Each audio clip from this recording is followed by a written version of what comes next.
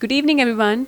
Today, CC Chanjeri welcomes the eminent personality of Himachal government, who is known for his versatile and incredible political career, none other than Sports Minister of Himachal government, Shri Govind Singh Thakur ji.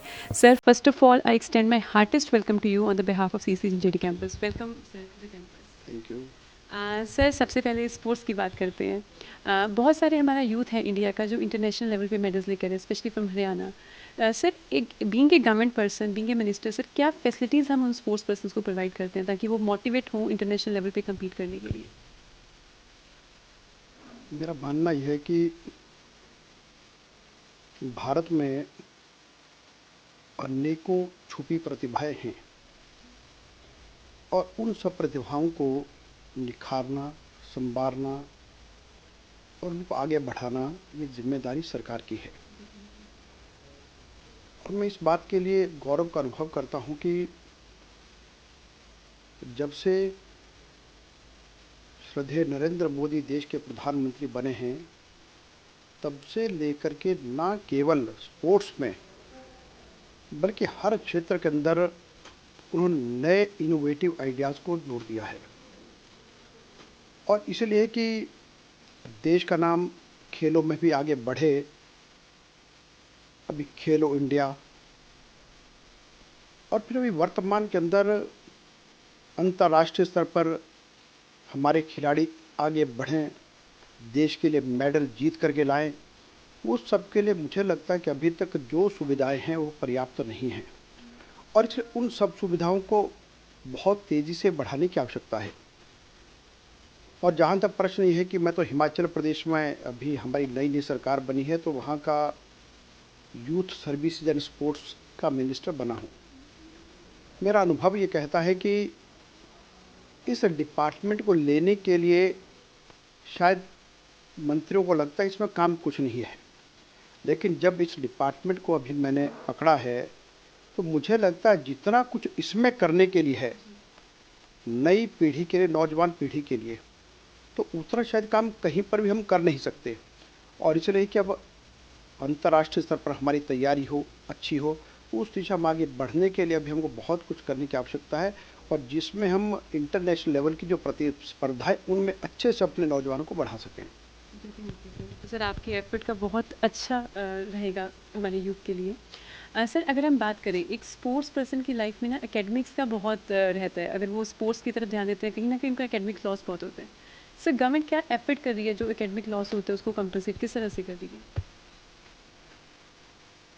मुझे ये लगता है कि हमको ये तो लगता है कि स्पोर्ट्स के साथ एकेडमिक्स का लॉस होता है, ये भी होता है, लेकिन उसके साथ साथ कभी कभी आपने एक बात देखना कि जो स्टूडेंट लीडर्स रहते हैं,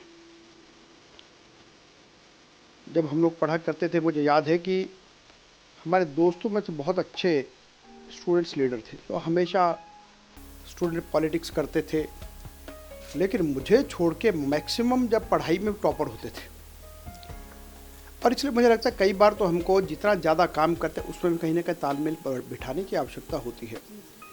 लेकिन उसी के साथ साथ ये है कि जो स्पोर्ट्स मैन है उसके लिए एक्स्ट्रा क्लासेस, उसको एक्स्ट्रा ध्यान देना। और फिर सबसे अधिक तो मुझे लगता है कि जब वो स्पोर्ट्स के लिए जाता है तो कभी कभी कॉलेज यूनिवर्सिटीज़ के अंदर जो टीचर जिस सब्जेक्ट का है उनको भी मालूम नहीं होता कि मेरा बच्चा जो कहाँ गया था, और उस पर अलग से ध्यान देना। और इसके लिए यानी देखिए स्पोर्ट्स और पढ़ाई इन दोनों पर बराबर रूप से ध्यान देना, क्योंकि कभी लगता है कि मैं स्पोर्ट्स के क्षेत्र में आगे निकलूं, लेकिन शिक्षा का जो महत्व है उसको कभी नकारा नहीं जा सकता। और इसलिए मैं तो आने वाली युवा पीढ़ी को भी एक बात कहता हूँ कि देखिए हम स्पोर्ट्स करें, हम नाचना गाना करें हर एक्टिविटी में, लेकिन इन सब के साथ साथ पढ़ाई से हमारा रिश्ता ना टूटे, इसलिए पढ़ाई दिमाग में रख करके उसको, और उसी लिए सरकार को भी कोई ना कोई ऐसी नीतियाँ बनानी चाहिए जिससे हमारे जो खिलाड़ी बच्चे बच्चियाँ हैं उन बच्चे बच्चियों को पढ़ाई में कहीं कम ना रहें। अब ये बात तो मैं खैर मुझे यहाँ पर कहना नहीं चाहिए, लेकिन आपने कहा मेरा अपना बेटा है वो यानी दून स्कूल में पढ़ता था, लेकिन मुझे इस बात का गौरव प्राप्त है कि 3 साल तक स्कूल का बेस्ट एकेडमिक्स गाउन भी उसके पास रहा और बेस्ट यानी जो स्पोर्ट्स पर्सन का भी रहा। तो कभी हम भी कहते थे कि भाई तू सब कुछ करता है तो लेकिन ये क्या, लेकिन कभी तालमेल बिठाना सबको, लेकिन उसके बावजूद जो मुझे लगता है सबके सब ऐसा तो नहीं कर सकते, लेकिन जहाँ तक कि उसमें सरकार की पॉलिसीज़ में कोई ऐसी चेंज करनी पड़ेगी ताकि उसमें बैलेंस बिठाने के लिए उसको आगे बढ़ा सकें। बैलेंस बनाना बहुत इंपॉर्टेंट है बच्चों के लिए। सर अगर हम बात करते हैं, इस सीसी जंजीरी ने आज एक इनिशिएटिव उठाया है वॉर ऑफ प्राइड के थ्रू कि हम यूथ में ये चीज़ प्रमोट कर सकें कि उन्हें फिट रहना चाहिए। बट यू फील सर इस तरह के इवेंट कितने इंपॉर्टेंट है यूथ के लिए कि उन्हें हम सही डायरेक्शन पे लेके जाएं? ये इम्पोर्टेंट, इनका महत्व इतना अधिक है और इसलिए चंडीगढ़ ग्रुप ऑफ कॉलेज ने ये जो एक इनिशिएटिव लिया है बहुत अच्छा इनिशिएटिव है। और यूथ को ये मैसेज देना कि हमको फिज़िकली फिट रहना ये बहुत अच्छा है। बल्कि अभी आप चंडीगढ़ ग्रुप ऑफ कॉलेज यहाँ पर जो कर रहा है आज, तो मुझे अपने आप ही है कि मैंने अभी कहा है कि आने वाले दिनों में अप्रैल के लास्ट में, अब मेरे दोस्त हैं द ग्रेट खली, तो हम हिमाचल में भी WWF करवाने का विचार कर रहे हैं और वो हमारी लगभग बात फाइनल हो गई है। यार इन सब बातों का जो संदेश जाता तो नौजवान पीढ़ी के अंदर जो जाता है बहुत अच्छा है, यानी उसको फिज़िकली मेंटली हर तरह से जो फिट रहने के लिए बहुत ज़रूरी है और ये बहुत अच्छा इनिशिएटिव। और मैं इसके लिए चंडीगढ़ ग्रुप ऑफ कॉलेज के जो आपके मैनेजिंग डायरेक्टर हैं सरदार रक्षपाल सिंह जी धालीवाल को बहुत बधाई देता हूँ। ये इनिशिएटिव लिया है और आप इस इनिशिएटिव के साथ आप जितना आगे बढ़ेंगे तो बाकी सब लोग इसे प्रेरणा लेंगे। बल्कि मैं यहाँ पर जो आया तो मुझे बहुत अच्छा लगा कि अब ये जो काम यहाँ पर आपने प्रारंभ किया है, इस काम को आगे बढ़ाने के लिए मुझे हिमाचल प्रदेश में भी एक नई प्रेरणा मिलेगी। और मैं भी आज यहाँ पर जो आया हूँ, मैं नया और कुछ सीख करके यहाँ से जाऊँगा ताकि मैं वहाँ पर भी कुछ और कर सकूँ। खुशकिस्मती होंगी अगर हम आपको सिखाएंगे कुछ। सर लास्टली हमारे पास मेजॉरिटी ऑफ द स्टूडेंट है जो हिमाचल प्रदेश को बिलोंग करते हैं। आई थिंक उन्हें बहुत अच्छा लगेगा अगर आप कोई भी मैसेज उन्हें देना चाहें। मैं हिमाचल प्रदेश के बच्चों को जो संदेश देना चाहता हूँ, सबसे बड़ा संदेश यही है कि हमारे बच्चे तेजस्वी मन मस्तिष्क के मालिक बने और उसके लिए बहुत सी बातों का आज जो वर्तमान समय में चल रही हैं, हमको वेस्टर्न के साथ तो चलना है लेकिन वेस्टर्न के साथ आंख बंद करके भी नहीं चलना। हम भारत माँ के पुत्र हैं, इस बात का एहसास हमेशा बना रहे। और दूसरा, जो आज वर्तमान युग चला है, जिस तरह से हम आगे बढ़ रहे उसके साथ साथ बहुत सी कमियां भी अपने साथ आ रही हैं।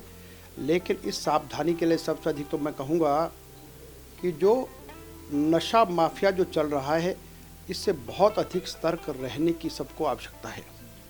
और अगर नशा कहीं न कहीं किसी का शिकार हो जाता है तो आदमी की सब योग्यताएं, क्षमताएं सब समाप्त होती हैं। कभी हिस्ट्री में किसी ने कहा है कि भाई अगर किसी देश को बर्बाद करना है तो सबसे अच्छा काम है वहाँ के युवा पीढ़ी को नशे में लगा दो, तो आपको कुछ करना नहीं पड़ेगा, सबका सब काम हो जाएगा। हम पंजाब, हिमाचल प्रदेश, हरियाणा, इस इलाके के हम जो है बॉर्डर के साथ रहने वाले लोग हैं। इसलिए केवल मात्र देश के अंदर का नशा हमको बर्बाद नहीं कर रहा है, बल्कि देश के बाहर की ताकतें भी इन सब कामों में लगी। इसलिए मैं अपने प्रदेश के बल्कि सभी बच्चों को इस बात के लिए कहता हूँ कि इन बातों से सावधानी, और ये सावधानी रहेगी तो जीवन के हर क्षेत्र में आगे बढ़ेंगे। Thank you so much sir, thank you for sharing your valuable thoughts sir, thank you.